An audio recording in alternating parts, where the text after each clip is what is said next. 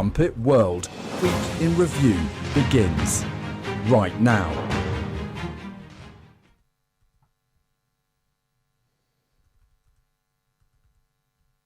Hello, welcome to Trumpet World. We've seen a major attack on a Christmas market in Germany. We've seen Russia shoot down another airliner.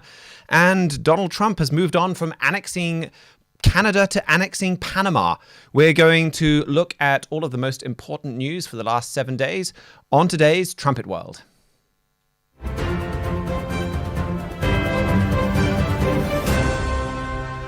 Well, welcome to our very first regular live Trumpet World. No longer will we have news 24 hours old, kind of getting to you out of date as we edit the show and try to keep up with the incredibly rapid pace of events. And of course, we know that many of you cannot drop everything and come join us live, and we'll still have the show posted later.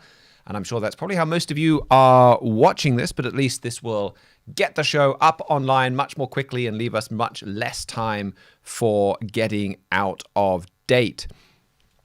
And for those of you, we didn't advertise this massively, but we are going to start going live on a regular basis. 2:30 for me here in the UK, Greenwich Mean Time. I think it's 8:30 Central Standard Time in the US. If you're not in one of those two narrow slices of the world, I'll leave it to you to figure out what time zone you're coming in. And I'm going to start with some breaking news that if we had recorded this yesterday, I guess we wouldn't have been able to cover. And that is that Germany's parliament officially dissolved, with their elections now officially set for February 23rd. So that was this morning. The German president got up and made that announcement. And he said, it is precisely in difficult times like these that stability requires a government capable of taking action and a reliable majority in parliament. He continued, therefore, I am convinced that for the good of our country, new elections are the right way. Trouble is, doesn't look like we're going to get, what did he call it, a stable, a reliable majority in parliament. You know, all the polls show it's incredibly unlikely that that is going to be the outcome, and that Germany will probably have these elections and end up exactly back where they are now, with a divided parliament and without a stable majority, and still needing a way to deal with these quote-unquote difficult times. So, watch this election in Germany. This is a critical subject that we've pointed quite a few times to Trumpet Editor-in-Chief Gerald Flurry's article in the latest, or not quite the latest, we've got a new magazine now up, but in the January Trumpet print edition after Donald Trump's election, Watch Germany. And he goes through there exactly why we're watching for the rise of a strong leader in Germany, how we're not expecting him to come into power through the regular system, through elections. The Bible indicates that he's going to come into power through complicated, unstable coalition negotiations. And really, I think that is what we are primed for with what we're seeing in German politics. And on this note of politics, and even on his statements, I thought it was interesting that the German president, in his speech, he cited the example of Romania. And he warned that, he said that something along the lines of the threat of misinformation is out there, and that we've got to watch for foreigners interfering in our elections. And I thought that was interesting because, well, Jeremiah and I might have a bit of egg on our face on this story, where the two of us, we were talking on a show, I think about a week and a half ago, maybe 2.5 weeks, about Russia stealing Romania's election, and then Romania taking what I think is absurd and disproportionate step of then just canceling the entire election. But actually, there's some pretty interesting evidence coming out now that it wasn't the Russians at all. So Snoop.ro, they're, as far as I can tell, a reputative investigative news site in Romania with they're not one of these Russian sock puppet news sites. And they were out there saying, or they dug up some interesting information. So that basically, Russia was accused of using TikTok to steal Romania's election, and that they used all of these influencers and all of these this whole network of shady people with links to Russia on TikTok to boost the election to this fringe, kind of far-right, pro-Russian candidate, Kalin Georgescu. Now, Snoop.ro is saying, well, actually, it wasn't the Russians. It was another mainstream Romanian party. Because Romania's elections are two stages. You have the normal elections and then you have the runoff. And this mainstream party figured that Georgescu would be the easiest opposition candidate for them to beat. They wanted to go up against him in the runoff election. And so they hired all of these people with dodgy links to go and promote Georgescu so that they could he would be their opponent in the runoff and they could beat him. And that actually Georgescu didn't break any rules and the Russians weren't supporting him. Now, the story is they had a single source in Romania's finance ministry that was talking about this, and then they followed this up with an investigation of their own that they said unearthed evidence of this. There are a few other sites like Politico that have picked this up. So there are mainstream sources that have followed this, but I would like to see a little more confirmation before I write on this more and talk about this more. But maybe in the coming week or two, we'll have to have a "We Were Wrong" segment on this if that Snoop.ru ends up being correct. But what I think is, they published this 4 or 5 days ago. Politico, mainstream media have picked this up. No one in Europe, none of the politicians are reacting, or the European Union is still holding their investigations into TikTok. Germany's president is still saying Russia is trying to steal elections. So as you see Germany head up to elections, watch this trend as well of election interference. They just cancelled Romania's elections. Will they find some other way to do something like this in Germany's elections, blaming misinformation? And I think this is where the main story for Europe, and I'm sorry especially to our other panelists for kind of starting the show with a bit of a monologue, but I think we have to start the show with this story.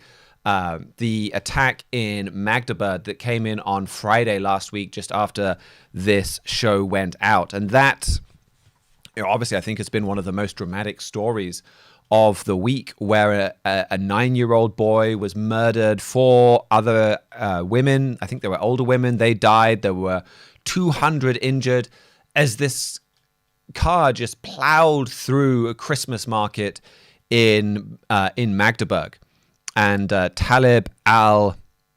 he's being called Talib A by the German media. I'll just go with that, not because I'm concerned necessarily of protecting the privacy of the perpetrator, but because I don't want to butcher his last name. He came in there trying to kill as many civilians as he could. And it's a story that first shocked Germany, and now it's become this story that's become this big debatable issue because he's Saudi Arabian. So this was the story that initially went all around the world. Saudi Arabian carried out this attack. Then the news comes out later that he at least claims to be a convert away from Islam, and that he's actually an atheist, and that he's been an anti-Islam activist. He does seem to have tweeted along those lines, if you look at his social media history, for quite a long time, quite consistently. Then people managed to dig out 1 or 2 tweets that he had that were pro-AFD, that were pro-Elon Musk. And so this was now the headline. He was a right-wing Elon Musk supporter. That, I think, was pretty overblown. But that was that was what was going on. And it became this big debate about, well, who is he? Is this idea that he's a Muslim misinformation? Does the German government need to be cracking down on misinformation? And that has dominated the news cycle. The other thing that has dominated the news cycle in the mainstream media is, why was there a gap in the bollards? Why could his car drive through? We need to have bollards protecting all of the markets. And we need to not have gaps that people can drive through and get in there. But I think all of this misses the point. And once again, we see even the mainstream discourse in Germany missing the point. You have an asylum seeker, you have a migrant from the Middle East who is in Germany, and with every day that goes by, we see more and more things come out where there were warning signs, there were people reporting him to the authorities, that there should have been a lot more concern, that maybe he should have even been deported. All of this around him, and no action was taken, nothing was done. And that, I think, is the much bigger, more important story where, well, this is what he wrote in 2003. Again, this is, nothing was done to stop him after this. He said, Germany is the only country other than Saudi Arabia that chases female Saudi asylum seekers all over the world to destroy their lives. Revenge will come soon. Even if it costs me my life, I will make the German nation pay the price for the crimes committed by its government against Saudi refugees. And a lot of people who worked with him over the years came forward and said, this guy is crazy. He claims to be helping Muslim women that have converted away from Islam, but he just then uses that to harass us and to attack us. So whatever his philosophical, religious or whatever background is, he is a crazy guy. He is one that they were warned about. He is one that Germany did nothing. And this is turbocharging the debate about immigration as we come into that German election that has just been called. But also it's turbocharged this debate about misinformation, because there's a lot of mainstream sources, again, saying, well, Elon Musk and Twitter is spreading misinformation. We need to have more control over what people have said online. And you look at that in context of Romania, where they just cancelled their election because of what was said online. And you look at what Mr. Fleury was writing in that article that I referenced, and all of that is based on the Bible. And we've covered that a few times on this show, based on Daniel chapter 8, based on this passage in Daniel chapter 11 that talks about there being a strong man coming into power by flatteries, who they don't give the honor of the kingdom. He comes into power through unorthodox means. Are you going to see an election cancelled? It's certainly worth thinking about. And I did cover for, I think most of our viewers will know, but if you don't, there's the Trumpet Daily Show is our, I guess we could call our sister show, sister podcast. That's hosted by Trumpet Executive Editor Stephen Fleury. And that goes out every day live, largely on Rumble. YouTube's a little more restrictive on what you can talk about. We were forced off YouTube, I think 4 or 5 years ago, talking about COVID, and so that show's moved over to Rumble pretty much exclusively, and then of course the podcast apps and all of that. But that focuses generally more on US news. But I had the opportunity to guest host the show on Tuesday, and that was the main focus of the show then, where I talked for much longer about what's been going on in Germany. Who is this alternative for Deutschland and their rise, the way that Germany has been radicalized because the mainstream refused to deal with migration, because the mainstream have invited in masses and masses of migrants, and the way that all of this is leading to the rise of a strong leader. So if you want more information, you can go and look there. And I would also really encourage you to go and look at the January edition of the Trumpet print edition if you've not read that already.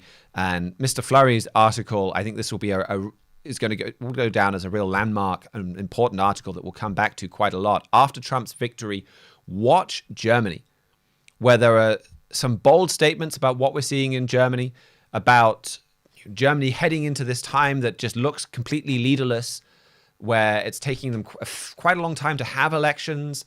A couple of election cycles ago, it took them 6 months to get together a coalition afterwards. This coalition is almost certainly not going to be strong and stable, but Germany needs strong and stable government. Look at all of the crises that are going around, and now look at the Christmas market attack. That's yet more pressure on Germany to have some strong and stable government. As they're in that situation, well, watch then for them to put someone into power by flatteries. Someone into power who doesn't come in through the normal election. Someone who comes into power kind of the same way that Kamala Harris became the number one leader of on the Democratic ticket, their candidate for president, where they didn't have the standard primary voting thing. She was just parachuted in there. Watch for someone in Germany to come along, and then watch for that person to be really transformational for Germany and for the world. That strong German leader is critical, pivotal for end time Bible prophecy. He is going to change the world. You need to know about him. And you need to know what the Bible says about him. And that article takes you through what the Bible says about him. And it shows you even who we think he may be, how he's going to come to power. And so that's just a critical article for understanding your world. So I think that's a one important story for this week. We have talked a fair bit about Latin America on this show, and I had another quote I just wanted to introduce this second segment with. This is what Mr. Fleury wrote all the way back in 2000. And he was writing this as America was formally handing over the Panama Canal back to Panama. And he wrote there, "I predict, based on history and the Bible, that the Panama Canal area will be a great curse to America in the near future. And that curse has already begun." That was in the year 2000. This week, we got dramatic confirmation that that is a fulfilled prophecy. That prediction has come to pass, and we got that confirmation talking about what a curse it's become from the next president of the United States, Donald Trump. And so here to tell us more about this story, we'll go now to the United States and hear from Andrew Miller. Because I remember when the Panama Canal was handed back, I was about 14 years old, and Bill Clinton, I believe, was the one who gave it back. Jimmy Carter had made the deal earlier.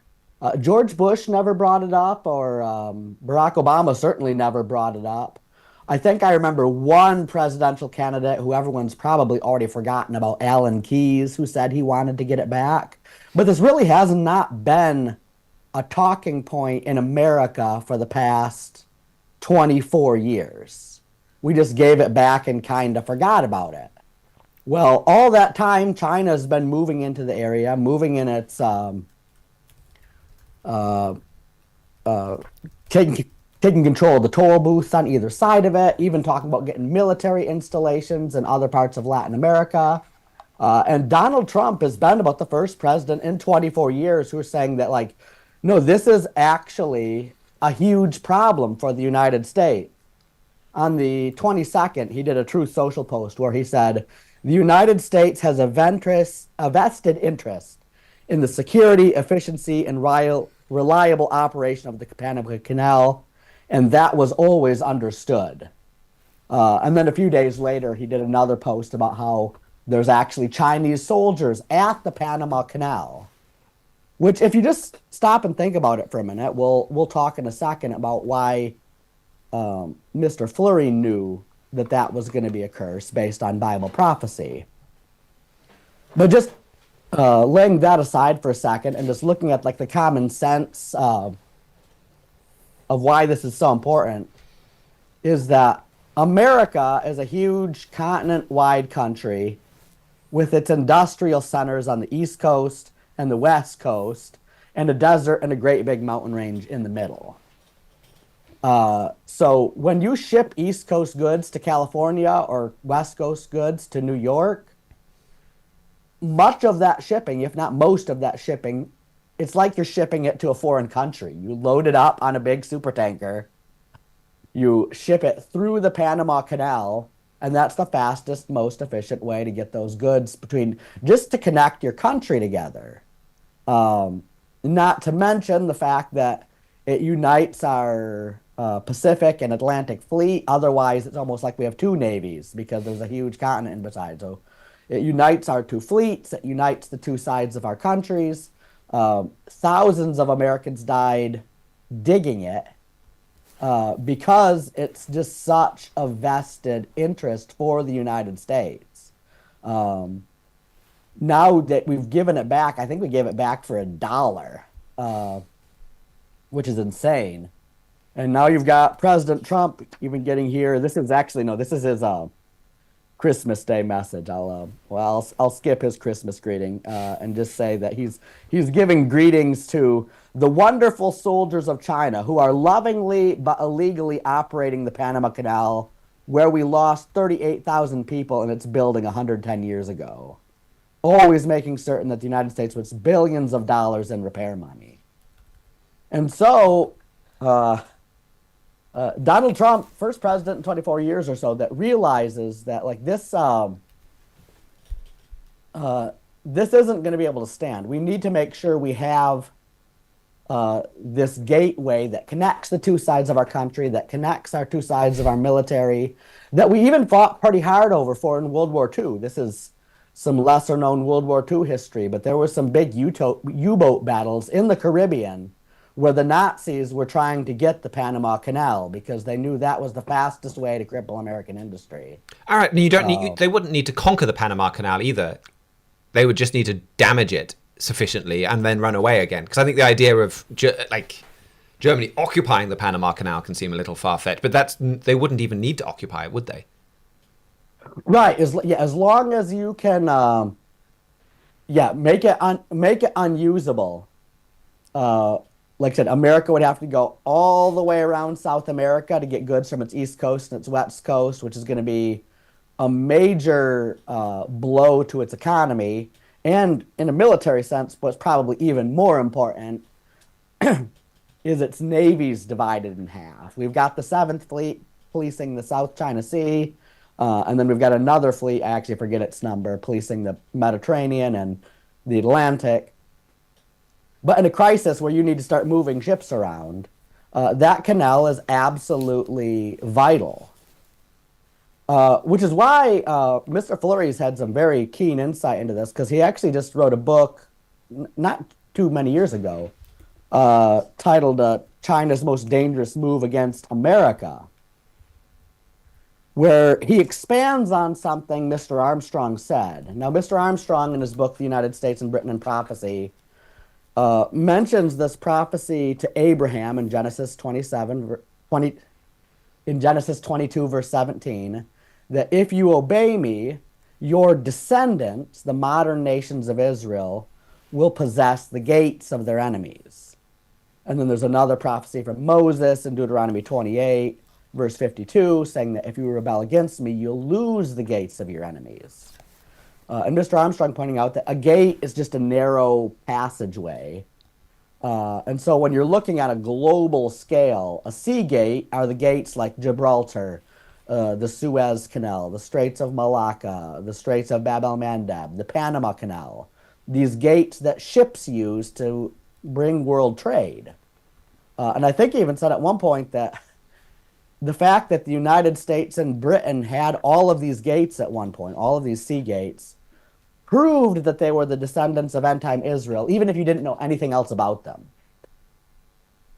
Now, in this book, China's Most Dangerous Move Against America, Mr. Fleury makes a note that if you look at the grammar, the Genesis 22:17 prophecy to Abraham about giving your descendants the gate of his enemy is singular. It's the gate. Where the Deuteronomy prophecy in Deuteronomy 28:52 says that if you rebel against me, you will lose the gates, plural. And granted, if you're going to lose gates, you have to have them first.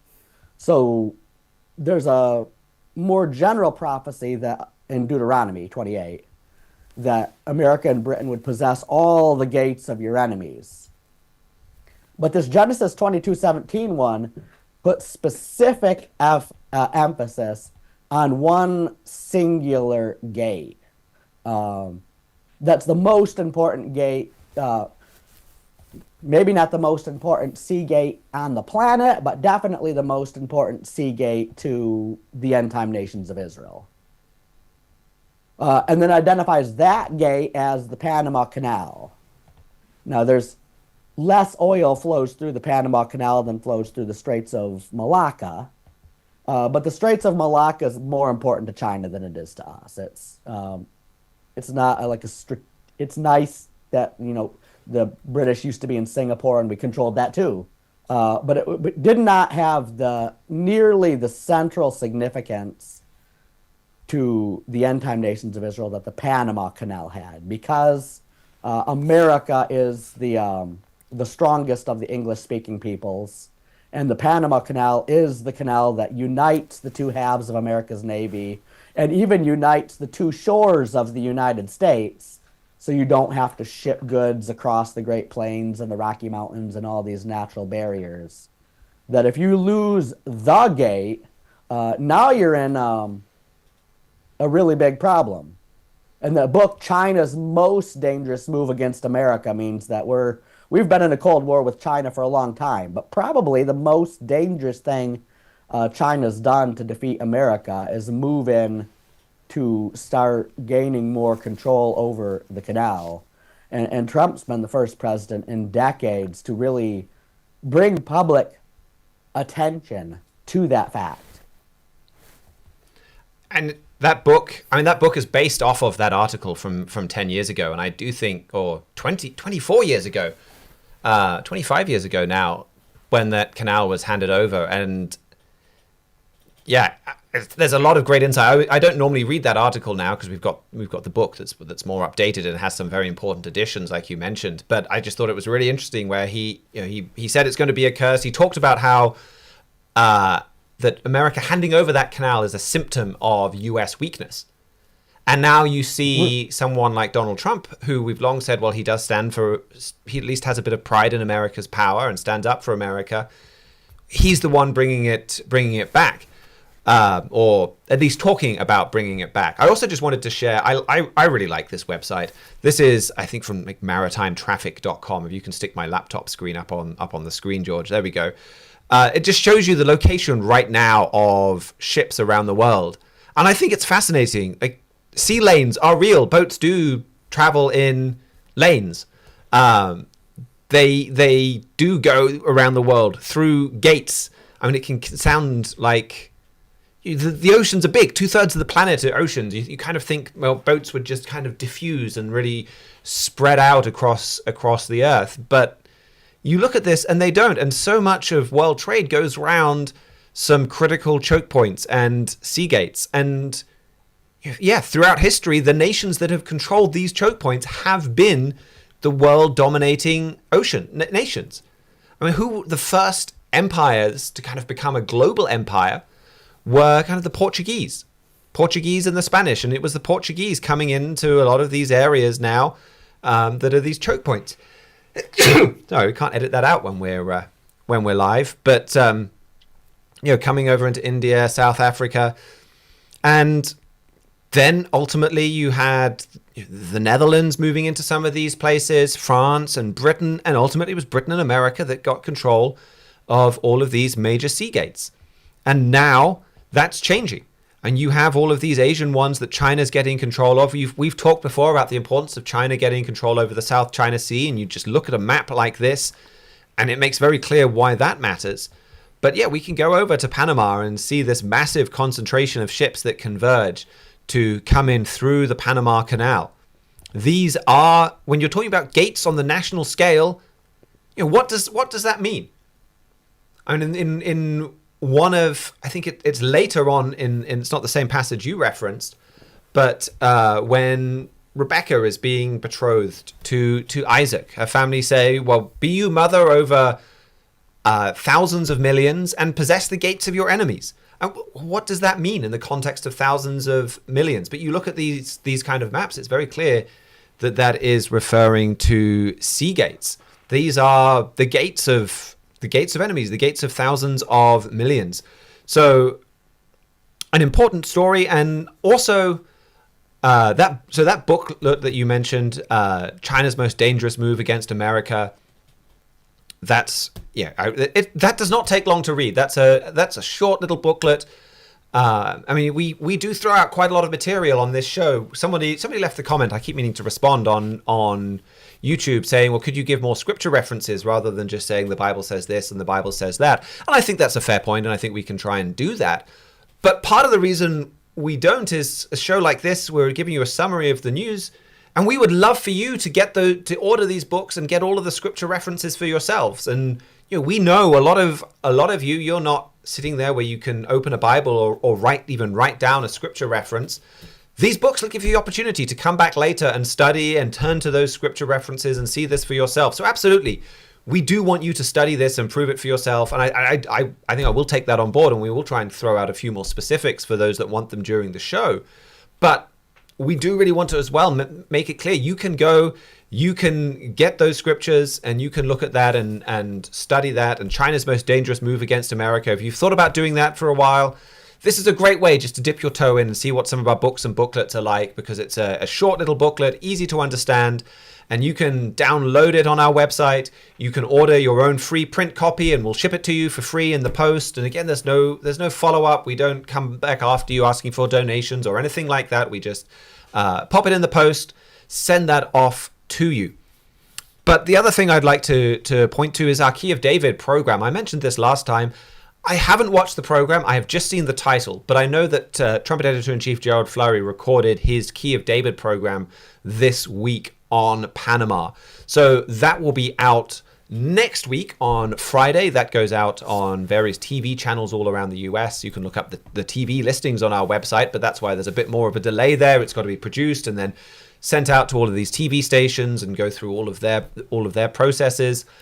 But you can look out for that. You can subscribe to the Key of David YouTube channel, or the Key of David is, I believe, on Rumble as well. You can go to our website, and I just really encourage you to keep yourself up to date with that show as it comments on, and I don't know what's in that show. I guarantee you will get a unique perspective though on what we've seen from Panama. Was there anything else, Andrew, you wanted to add onto that story? Or did you want to kind of go on and talk about some of the other stories that you had for the Anglosphere, the English-speaking world? Yeah, well, there's definitely a number of other stories. In other Seagate news, Trump's also trying to purchase Greenland, which definitely hasn't been as important of a Seagate in the past, but could in the future. The planet's, most people believe that the planet's kind of been coming out of a mini ice age since about 1750. The north shore of Canada is getting more navigable because the planet's a sphere. If you could ship goods from Europe by Greenland along the north shore of Panama into Asia, you could cut the shipping time from Europe to Asia down by at least a week. It's another example of some forward thinking to be like, that's another Seagate that the America is interested in, but we know from Bible prophecy that God promised to take those away from you if you don't repent. So unless there's mass repentance in America, this just becomes a lot of talk.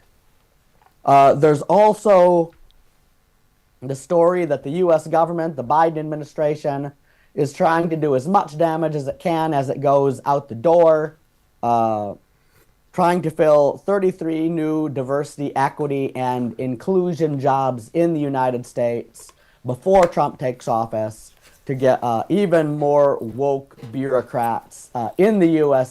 deep state that Trump will have to deal with.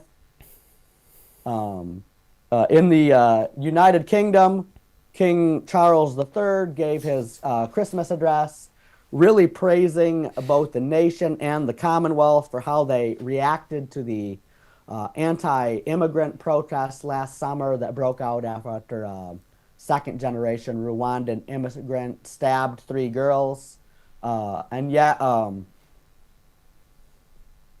really highlighting just the curse that mass immigration has become on Britain, and also highlighting how little Britain's leaders, including the royal family, seem interested in solving this problem, actually preferring to praise the nation for banding together after the protesters, but not really addressing what had made the protesters angry in the first place. And it's pretty controversial for the royal family. I mean, this speech is meant to be non-political. I mean, for those of you that are not British, like the King's speech or the Queen's speech, as it has been for most of our lives, like it used to be, that would be like a lot of families all across the nation would stop whatever they're doing on Christmas Day. I think it's 3 p.m. or something, mid-afternoon. And the entire country would watch the Queen's speech. And now it's the King's speech. So it's meant to be a pretty big moment of national unity. It's non-political. It's meant to talk about you kind of big themes and important themes, but to then make actually what's quite a divisive speech and something that's quite a political issue is something that has garnered King Charles a lot of criticism and has brought, I think, the royal, it's brought the royal family very much into politics now, where also this week Reform UK became the largest British political party. They had more members now, like just rank and file members, than the Conservative Party. Not more members in Parliament, that's a very different thing, but just your man on the street who joins a political party. And so for King Charles to take a side that is against that, I mean, you're bringing the monarchy into politics in kind of a dangerous way, in a way that really risks eroding support for the British monarchy. So that's another important angle to this, and something that we've also talked about a fair bit. And if you look back through our archives, there's a Trumpet cover where there's the Queen on the front cover with the decline of the royal family that takes you through what we're watching for there and what is prophesied there. So I think that's and it's an important story. I'm glad you brought that one up. And I think you had one or two more, Andrew. Yeah, and then actually my last one, I should have put this one at the beginning to try to make a theme, but Australia's government is trying to counter China's influence by making a security deal with the Solomon Islands, which brings us full round circle back to the Seagate theme with Donald Trump talking about how America needs to take back Panama and we need to buy Greenland. And Australia wants to make a security pact with the Solomon Islands, just really to keep all these sea lanes open. So if that's kind of the theme of the Anglo-American news this week, is the fact that when the Bible prophesies a foreign enemy conquering America, Britain, Canada, Australia, some of those prophecies are hard to wrap your mind around, just because America's military is so powerful. But it really does spell it out for you that their master strategy to bring America down weak enough that they can actually conquer it is to choke off world trade using these sea gates. China has Panama. China has the Solomon Islands. Greenland is not an EU member, but it's part of the Kingdom of Denmark, which is. So it's definitely got close ties to the EU. So you can definitely see where the big battle for world supremacy is being fought right now. Great, thank you for that, Andrew. Actually, if you want to stick my computer on the screen, you can see we've got the Solomon Islands here, and again, you kind of have a series of sea gates around Australia. I just find it really interesting the way all of these ships just travel in these narrow lines, and the Solomon Islands are an important place for guarding some of those narrow lines of ships heading down to Australia. So these are important stories to watch. Well, thank you so much for that, Andrew. Jeremiah, for Asia, I think you had a slightly different story as the main story, but just maybe first off, I think the most eye-catching story from Asia, the one I've gotten the most questions about just in conversation from people this week, has been the downing of this airline from Azerbaijan, and what's starting to look like the second time Russia has shot down a passenger jet. So would you mind maybe just briefly telling us a little bit about that one to start with before we get to your main story? Sure, yes. This was a commercial international passenger flight that was in the sky on Wednesday. This was Azerbaijan Airlines Flight 8243 from Baku, Azerbaijan, and it was headed to the city of Grozny in southern Russia. And it was full of civilian passengers from several countries, but it was struck over Russia by what authorities in Azerbaijan say was shrapnel from a Russian surface-to-air missile.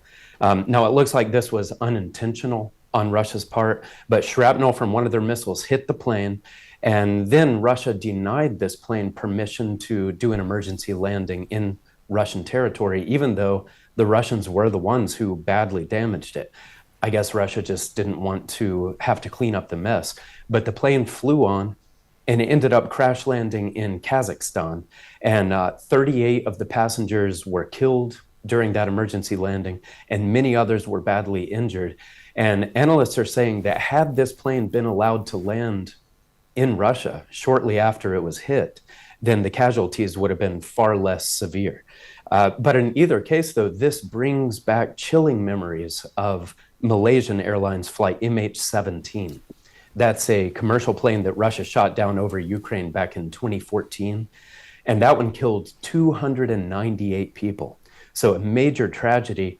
And I'd like to read very briefly what Trumpet Editor-in-Chief Gerald Fleury wrote about MH17 at that time. He wrote, "The tragedy killed 298 people in what was either a disgusting mistake made by some of Russian President Vladimir Putin's zealots or an intentional act of terrorism. Either way, Putin created the conditions that led to the disaster and bears responsibility. The outcry from the West was loud but toothless, and Putin didn't back down or show even a hint of remorse." So that was what Mr. Fleury wrote back in 2014 when Russia killed hundreds of civilians by downing a commercial airplane. And Mr. Fleury pointed out that the Western outcry was loud but toothless. And now here we are a few years later, and Russia has done it again because there were no consequences. You know, no one really pushes back in a meaningful way when Russia does these kinds of things. And it just shows that Russia is continuing to push the world into a dangerous new era. Now, when you say shrapnel hit the plane, do you know whether they were targeting the plane or whether they, like, did the missile hit a Ukrainian drone, say, and some shrapnel then went on to hit the plane? Or do we just not know yet? I'm sure Russia's not being exactly cooperative with this. Right. From what the Azerbaijani authorities have said, it seems unintentional. This was an area in Russia where Russia was apparently targeting Ukrainian drones that were in the skies, I think targeting a weapons depot nearby. So it was unintentional from what we can tell. But as you said, the investigation is ongoing, and Russia is notoriously uncooperative with these sorts of things. So it would be difficult to know all the exact details of it. All right. And then your main story is also very dramatic, but kind of a story that we're starting to get numb to, I think, because it's part of a war that's been going on for, are we coming up to 2 years now? Coming up to 3. 3 years now. Wow. So yeah, definitely, it's a big deal, but also one that we, because it's been going on for so long, we tend to ignore. So can you tell us more about that? Sure. Yes. Well, yeah, the big story is just that Russia's war on Ukraine rages on. We are approaching the 3-year anniversary of this horrendous war. And on Wednesday, Russia fired one of the largest aerial barrages of the entire war. There were 78 missiles altogether, including some Caliber cruise missiles and also some KH-59s and KH-69s. And then there were also 106 drones, including about 50 of the Iranian Shahed drones. Now, the Ukrainian Air Force was able to intercept the bulk of these, but several of them evaded defenses and got through and struck their targets. And the targets here were almost all part of Ukraine's power and energy infrastructure. DTEK is Ukraine's largest energy provider, and they sustained widespread damage from this attack. There were also some people killed from it and several injured, even though that wasn't the primary purpose of the attack. The primary purpose, it was just designed to put Ukrainian civilians, as many of them as possible, in the cold and in the dark during the frigid winter. And it succeeded very well in that. More than 500,000 homes and businesses were left without power. So that means well over 1 million people. And these were overwhelmingly civilians, just regular people. And Ukraine right now is experiencing near freezing temperatures. So, of course, that's why Russia focuses so much on the energy grid during the winter months. It's all just designed to maximize the suffering of as many people as possible in hopes of wearing the Ukrainians down and in hopes of maybe even making them pull away their support for their government fighting against Russia and just making them want to put pressure on their government to just give up and give in to Russia.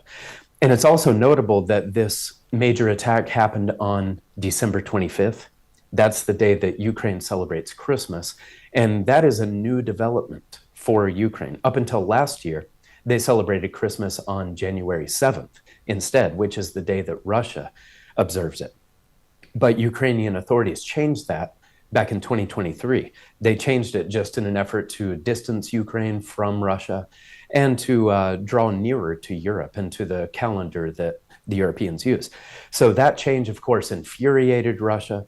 And it was no coincidence that the massive attack this week was timed for December 25th.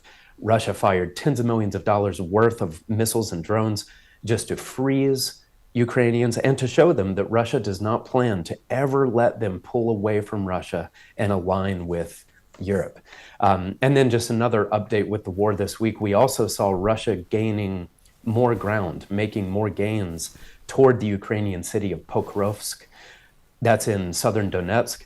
Russia is inching closer to it, just a few yards at a time, and it's coming at great cost in terms of human lives. But Russia's pushing really hard here toward Pokrovsk because it's a key logistics hub. So if they're able to capture it, it would be a major setback for Ukraine and for Ukraine's abilities to move weapons and men to the front lines. And it would also be a major success for Russia, which could lead to some other big breakthroughs. So it is significant to see Russia really edging closer there. But it was not all good news for the Russians this week. On Saturday, the Ukrainians struck a high-rise building in Kazan, Russia. This appears to have been a weapons development facility, and it's more than 600 miles from the Ukrainian border, so deep inside of Russia. So that shows that Ukraine is able to attack deeper and deeper in Russian territory. And then the very next day, Ukraine also destroyed a major ammunition depot in Katimovsky, Russia. And then I believe it was just a day or two after that that Russia lost a major cargo ship in the Mediterranean Sea. This was in between Algeria and Spain. The ship was called the Ursa Major cargo ship. There were some massive cranes on board and also some other equipment apparently intended for Russia's icebreaker fleet. And we don't yet know the cause of its sinking, but that came just days after Russia lost a couple of oil tankers in the Black Sea due to a big storm that was underway there. So some pretty notable losses there for Russian shipping power and economic power. These are some economic blows, and they'll slow Russia down a little bit, but they won't be enough, nearly enough, to stop the Russian war machine. So the war keeps raging. Well, thank you for that. I do find this the way that the Russia-Ukraine war has taken on this religious dimension over the last 10 years or more, especially, well, even going back to the 1990s, where you've had various different waves of the Orthodox Church break away in Ukraine, I find just fascinating. And then the way that Ukraine is really now, as a result of this war, kind of shifting out of the Orthodox world and into the Catholic world. I mean, it shows the power some of these conflicts can have on wars. On religion. I think it ties back even to the Magdeburg attack and the way that you can see Europe in some ways becoming more Christian now, as a result, in part because of all of these Muslim migrants. It's a similar, and these Muslim attacks, or these attacks from the Middle East, it's a similar dynamic. I think PJ Media had a good piece today where they were talking about just the rise of Christianity. I think you had the largest ever number at a kind of a mass baptism in France. That might have been over Easter, but you're having people become more religious as a result of that. And we're seeing, even with all of these enemies, or with all of these people attacking Europe, the rise of the Catholic Church in that respect. Is it something that has a common heritage for all of Europe? So that's, I think, a really important part of this story, and we've long forecast the rise of that church, and you can see more about that in our book, the Holy Roman Empire in Prophecy. And in a week where this world is celebrating Christmas, the power of the Catholic Church and its influence is very much on display, as there's a lot of focus on the Pope and the message that he's giving and things like that. So I think you do see the rise of that Catholic heritage all across Europe. But the rise of this strongman in Germany, the rise of this strongman in Russia, and Vladimir Putin and everything that he's doing, that's another important element of fulfilled prophecy. Yes, that's right. And I think that the developments this week, particularly Russia's massive aerial barrages on Ukraine, and also its slow grind toward Pokrovsk, these show that Vladimir Putin's ambitions remain undiminished, even though we are 3 years in, far longer than anyone would have expected this war to last. He remains as fiercely determined as ever to conquer Ukraine, no matter how many millions of dollars have to be spent in the process, no matter how many Russian lives or Ukrainian lives are lost in the process. And whatever happens in the short term, Bible prophecy does show that Putin will emerge from this conflict still as a strong man. And he'll go on to fight in much larger wars in the future. We mentioned scriptural references. If the listener there would like one of those for that claim, probably the best one to go to would be in the book of Ezekiel, chapters 38 and 39, really go in depth about this Russian leader. And we have a free booklet. This is called The Prophesied Prince of Russia. And it really explains those chapters in detail, along with related passages. Just goes into a lot of depth about Putin's role in the final World War as well. So this is The Prophesied Prince of Russia, and this is a booklet that we send out for free, just like all of our literature, to anyone who would like a copy. So I hope that you'll visit thetrumpet.com and order your free copy of this booklet there. And like so many of our stories, well, today and in so many of the shows, it's something that powerfully points you to fulfilled prophecy. And just even since Mr. Flurry wrote that book, there have been several predictions in there, like Vladimir Putin invading other former Soviet countries as he tries to rebuild the Soviet empire, that have been fulfilled, to the point that in our latest Trumpet print, we have an infographic in the middle there, the top 10 fulfilled, or I don't know if it's top 10, but 10 fulfilled Bible prophecies. I don't know how you could quite rank them and say this is the number one and it beats the number two. I don't think that's quite the intent, but it's certainly 10 important fulfilled pieces of Bible prophecy. And the front cover of that Trumpet print magazine is one that also points to a massive piece of fulfilled Bible prophecy, and that is what is going on in Syria. Trumpet editor-in-chief Gerald Flurry has the cover article there that, well, there's the title, Syria's Fall, another key prophecy fulfilled. That is the massive takeaway from what is happening. And we talked about this on Wednesday's show as well, where Mr. Flurry made this bold prediction based on Bible prophecy 12 years ago, saying in an article how the Syrian crisis will end. And the way that he said it would end would be Syria broken away from Iran and in Europe's orbit. And just like we talked about on the show last week, Syria has broken away from Iran. The Iranian embassy has been ransacked, and European diplomats are all over the place looking at setting up their embassies. So that's a dramatic fulfilled prophecy. That's the most important aspect of all of these stories, is they point you to the Bible and they point you to God. And they show you that God rules in the kingdom of men, and he rules in what's going on in the world, and he rules in your life. And if we want to have prosperity and success, well, we need to know that ruling God and obey him and listen to him. But and that's going to unlock success and prosperity in your life. And when the world does that, that's going to unlock success and prosperity for the whole world. But that kind of signal of fulfilled prophecy makes watching what happens in Syria very important. And so for our final main story, we'll go to Mihailo, who's got an update of some of what is happening in Syria. Yes, technically this story happened hours after Assad fell on December 8th, but it's a trend that's been continuing, and there's been some updates, and we haven't really talked about it on the program too much yet. So now's as good a time as any to get into that, and that would be Turkey, or rather Turkish-backed troops fighting the Kurds in that northeastern corner of Syria. Specifically, I'm talking about the Syrian National Army, that ragtag group of militias that's basically Turkey's avatar to accomplish its interests in Syria, and the Syrian Democratic Forces, which is like the main umbrella group for the different Kurdish groups fighting in northern Syria there. Almost immediately after Assad fell, within hours actually, back on December 8th, the SNA took the Kurdish city of Manbij, which is, again, fairly pretty close to the Turkish border.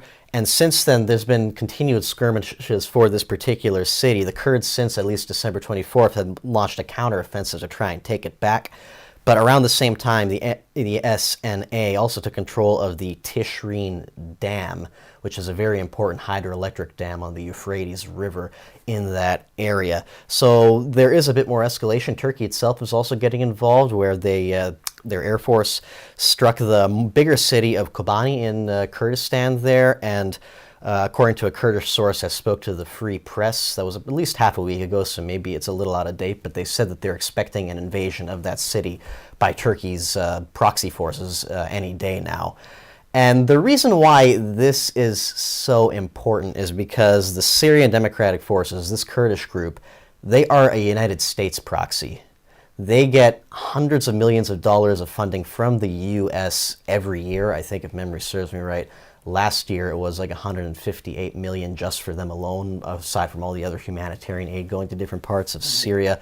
There are American troops on the ground in Syrian Kurdistan, which is by far the largest area of Syria that the U.S., or largest number of troops where the U.S. has a presence in Syria. And Turkey, who on paper is a NATO ally, and sometimes you'll even hear people talk about that, okay, maybe there's some unsavory stuff going on in Syria, but Turkey, it is our ally, they know what they're doing, etc. This is good news for the Western cause. They're literally fighting a proxy war between the United States now. Maybe it's small scale, it's no news that the Turks have never really liked the Kurds that much for some of the unrest and independence fighting that they've had in Turkey with the Kurdish population there. The Turks, for their part, claim that the Syrian Kurds have connections with those Turkish Kurdish groups that they claim are terrorist groups. But still, again, these are two supposedly allies fighting against each other. For the U.S.'s part, okay, maybe they're not necessarily pushing back on Turkey that much in regards of actually telling President Erdogan there to back down or whatever, but on December 19th, up until this point, we've known that the U.S. has about 900 troops in Syria, most of them in that Kurdistan area. There's a few in the south that we've talked before on this program. And then on December 19th, they announced that that number has been bumped up to 2,000. Most of those most likely going to, again, Kurdistan there. So even if diplomacy is not getting anywhere, you're literally having the U.S. bring in more boots on the ground in Syrian Kurdistan there, and Turkey's still pushing at the offensive, at least where they are. Does no one see how this could, even if they're not necessarily intentionally trying to attack America, they certainly know that with this escalation, something wrong could very well happen, and they're still pushing ahead with it, despite whatever anybody in the government or otherwise in America wants. So Turkey's being a punk. They do this. They've done this for 10 years or more because they have the Dardanelles, because they control the Seagate. We're back to Seagates. They control the vital Seagate for Russia's warm water ports. They get to say whether the Russian fleet has access to the Mediterranean or not. Without that, the nearest Russian ports are miles away and frozen, or in the Baltic, or all the way over near Japan. And so because of that, they can kind of get away with doing whatever they like. And everyone always turns a blind eye to all of their misbehaviors because they want to keep them in NATO and they don't want them going over to Russia's side. That dynamic in that behavior that we're seeing this week, that is in fact a fulfilled prophecy, or certainly a prophecy that's a long way towards being fulfilled. Yes. We've been talking about Turkey, including our predecessor institution, The Plain Truth, and Editor-in-Chief Herbert W. Armstrong, about Turkey taking these kinds of moves since at least the 1970s, at least in bigger public ways. Back then, Turkey was the first Muslim country to recognize Israel. It joined NATO. It was a functioning European democracy, you could say. It looked like probably the West's best friend in the Middle East. But Mr. Armstrong, through analyzing passages like in the book of Obadiah, for example, which talks about Edom, or the Edomites, the ancestral peoples of modern Turkey, and we have a book that Mr. Fleury has written called The King of the South that goes into a little bit more detail about what that entails, how that factors into prophecy, etc. But specifically, Obadiah talks about the Turks, the Edomites, in these latter days, attacking Jacob, attacking those nations of Israel that you mentioned, that you and Andrew were talking about earlier, the United States, Britain, and of course the Jewish state. And Erdogan is very much not a friend of Israel, the state of Israel, and that's very apparent with a lot of what he's been doing ago and what he's doing in Syria right now, but he's also not a friend of America and Britain either. And we have a couple of articles, one from this latest print edition, one from a few years back. The latest one is called Turkey's Sacred Quest by our correspondent here, Josue Michels, and another one that I wrote a couple years ago called The Ottoman Empire Strikes Back, which talks a bit about what exactly this means for modern Turkey, how they could possibly hurt the end-time nations of Israel, and why, again, when you see him oust Bashar al-Assad, when you see him kick the Russians out of the Mediterranean, you can think, okay, this is a victory for the West. Maybe Erdogan is shoring up his credentials a little bit. Maybe he's on our side after all. He is very much not. And even if he doesn't stick around in the long term, he is fairly old and he's been around for a while. So he may not necessarily be the Turkish leader to do it, but either way, there's millions and millions of people in Turkey that support what he's doing. His own armed forces support what he's doing and the direction he's taking Turkey. And the fact that we're having a very visible proxy war in Syria right now between the United States and Turkey, again, on paper, NATO allies, is, I think, a very clear demonstration of that. All right. Well, we are just about out of time. You still have a couple more stories. Do you think you can get through them in about a minute? We'll see. So on Thursday, the Israel Defense Forces struck multiple targets in Yemen, including the proclaimed capital, Sana'a, going after the Houthi rebels after they launched several projectiles over the past few days, including a missile that bypassed the Iron Dome defense and hit the Tel Aviv area last Saturday, at least as the IDF reported last Saturday. And a bit of an interesting one tying in with Europe. On January 27th this year is the 80th anniversary of the liberation of Auschwitz by the Red Army in World War II. You could imagine it's a very big international event. Poland's inviting a lot of people over to see that, but they said that if Israeli Prime Minister Benjamin Netanyahu comes in, they're going to be legally obligated to arrest him based off of the International Criminal Court proceedings, which we've talked about plenty of times on this show before. France has already said that they're not going to respect the ruling. Germany's already said that. Poland said they would. When the leader of the Jewish state is going to, or at least has the potential to go to the liberation of Auschwitz ceremony, and he's being under threat of arrest for that, I think that goes a long way on showing just how much the world has turned against the Jews and just how much people have turned away from the message of the Holocaust and what symbols like Auschwitz stand for. I think it does. Thank you very much for that. And I think it also points to a fulfilled prophecy that Herbert W. Armstrong was right there at the opening of the United Nations and said, I don't see the seeds of peace being sown here, but the seeds of the next war. And now this United Nations, this organization that was built, you kind of never again, is almost in their purpose. It's why that they were put together, to prevent another world war. And now the United Nations and then these other affiliated legal organizations like the International Criminal Court are leading the world in spreading anti-Semitism and attacking Jews. I mean, it shows the utter failure of these institutions that we have built up to try and produce peace. And that is one of the messages of this show. A man's utter failure to rule himself and to bring peace to himself and for himself. But it's not the most important message of this show. The most important message of this show is instead to point you to God, who does have the answers and who does have the solutions. And yes, okay, to look to God, we do need to see that we don't have those solutions ourselves. Otherwise, we're going to look for those solutions within ourselves. But there's a God in heaven who has forecast all of these events so precisely. And every single week, as you sit down like we've done today and you talk about, well, what are the big news events of the week? You see Bible prophecy and you see God. And that is what we want to get across on this show.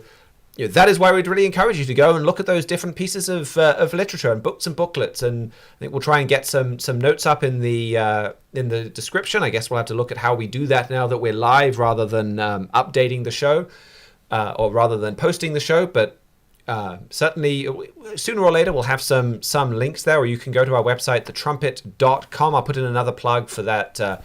China's most dangerous move against America was a great short piece to get involved in and to read that. Well, thank you so much to all of our panelists for joining us. Thank you to the 50 or so, or maybe a bit more. Twitter's a little more opaque on its live stat viewers, but all of those that have been joining us for this show, we really appreciate that. If you're listening to this later and you didn't get the message about us going live, well, you can join us next week. We'll be back at the same time. 8:30 a.m. Greenwich Mean Time, 8:30 a.m. Central Standard Time, 2:30 p.m. Greenwich Mean Time. Thank you very much to Isaac Lorenz and George Haddad for engineering and production.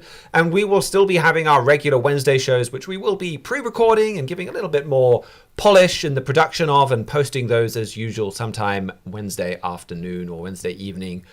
For the UK time, I guess probably about midday on Wednesday for everyone else. So that will be back with that on Wednesday. And until then, keep watching your world.